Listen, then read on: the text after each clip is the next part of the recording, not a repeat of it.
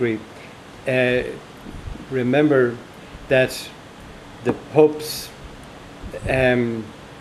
instincts were not to they were prehistoric.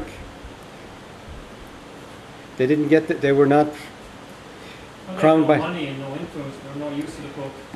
Well, that, but also that keeps reasserting itself, and I think it's very telling that at the very moment the ancient line of kings arrive in the seat of Christianity and the Pope, and they got a pretty well cold welcome, and I think that fits in with what happened in Ireland as well. The English, because remember, the popes never revoked the bill laudabiliter that granted Ireland to this day.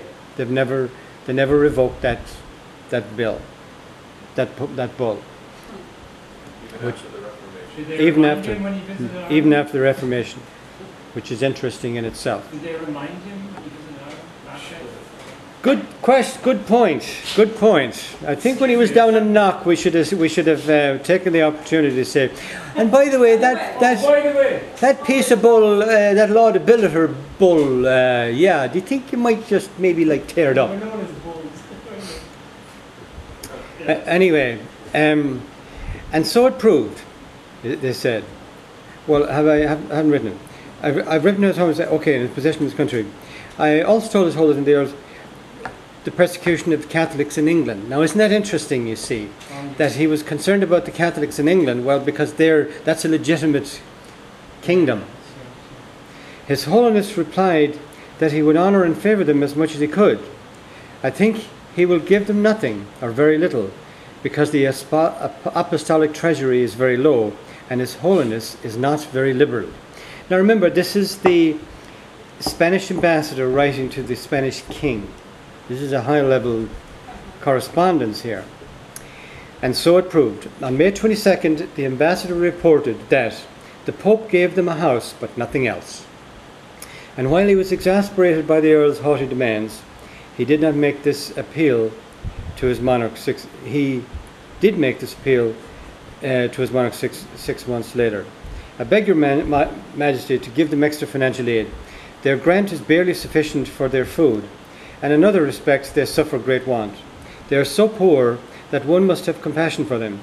The Pope gives them a house, but not one stick of furniture, and they have neither beds nor chairs. The unfortunates have not enough money to buy such bare necessities, and as there are many Irish with the Earl, a large sum will be necessary to buy even what would be needed, so that they might not be forced to sleep on the floors. This is the same Spanish ambassador writing to the king. The Spanish appeal was in vain. Meanwhile, the flight of the Earls was participating in momentous changes in Ireland, particularly in Ulster. How many families were on the boat? Noble family. You know, I don't know. The number 35, that there was 35 actual titled noble people out of the 99. Is that men or men and women? I would imagine men, huh? I don't know, but I would imagine, well... Ronnie Wilson's dead by then. Oh yeah, yeah. But most of these were northerners. In fact, all of them were northerners. You know, they were all from the north, the Maguires and so on. But they were, without any question, though, they were the cream of the Irish aristocracy, because that is where the Irish old aristocracy had survived the longest. It had been wiped out in most other parts of the country. So the two Earls and their families crowded aboard, though there were fewer than 40 of them. I assume Earls and their families. They represented the cream of Ulster's Gealic aristocracy. So, did genealogists, musicians go with them, attendants? probably not. It was a very small ship. Yeah, why would they go? Now, a lot of them went separately. As you mentioned, O'Sullivan Bear went separately. So, and especially from the south, You know, it was a lot easier to escape from the south than it was to escape from the north. He went to Spain, or? Yes, he did, and he was well received. But remember, they paid their, when they went there, they were more than paid their way, so to speak, and they became great soldiers and scholars and all kinds of things in Spain. They, in many ways, people at the universities, they were extraordinary people. So I just want to, well, we'll just finish up with what happened to them. Just to put it in a nutshell, to me, they all died of fever and insanitary conditions is my. Now, of course, there was always rumours circulating in Ireland that O'Neill would come back, and that's always come down for the 400 years, and I mentioned in my play. Huh? Elvis is coming back. Elvis is coming back. You know, it survived for hundreds of years, that somehow or other, and of course, different versions of them did come back. But the idea of the Earls, that's why it was so important.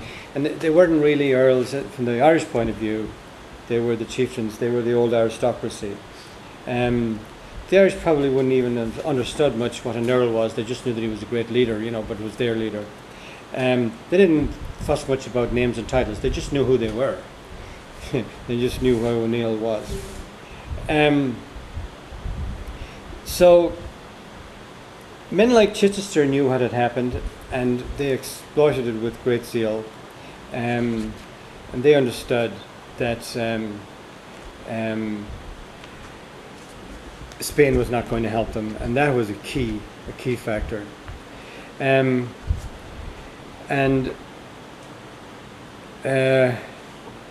I'll read little excerpts here to you of some of the how they died.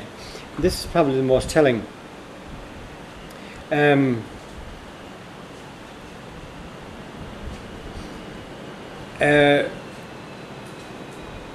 July 1608, the Earl of Tyrconnell, his brother Cower, Tyrone's son Hugh, Baron of Dungannon, and some others decided they needed some relief from the summer heat of Rome. They stayed for 2 nights, 15 miles away at Ostia on the coast.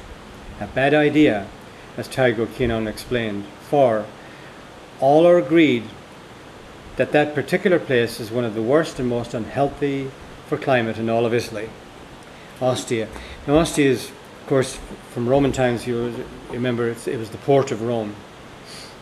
Indeed, it was not long until it proved so to them, for the Earl took a hot, fiery, violent fever on the 18th of July in 1608.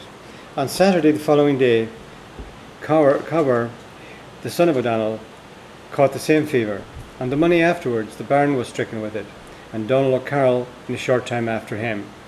The page and the footman who were with them both got the fever in a very short time. So whatever the heck they all caught in Ostia, and as I say, you know, those places were dreadful even into modern times. After 11 days of fever, Rory O'Donnell, Earl of Tyrconnell and brother of Red Hugh, died. O'Keenan described the funeral. Tuesday, the 29th of July, the feast of St. Martha, the Earl was buried in the monastery of San Pietro Montorio. A large and splendid funeral and grand procession was ordered by His Holiness the Pope, and on either side of the body there were large numbers of lighted waxen torches and sweet, sad, sorrowful singing. It was enwrapped in the habit of St. Francis, as he himself had ordered that it should be put about him.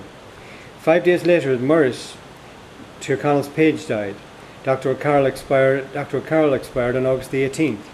In the same month, Cuchonach Maguire, who had brought the French ship to Lough Swilly less than a year before, and Seamus McMahon, who had boarded that vessel with the Earls, died within hours of each other in Genoa on August the 12th.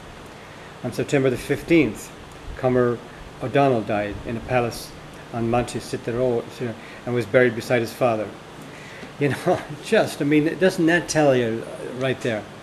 In despair, O'Keenan reflected, "It may well be believed that it was not through good fortune or the best of fate that it happened to Ireland that so many of the choicest descendants of Mil España."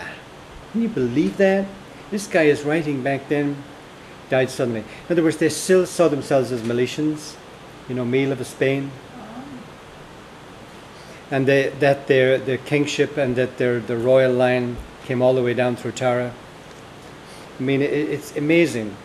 One after another in a foreign and strange land, far removed from their own native soil. At least the Baron of Dungannon survived the fever, but later O'Keenan had to add this footnote to his narrative. "Bitter woe, yesterday, the 24th of September 1609,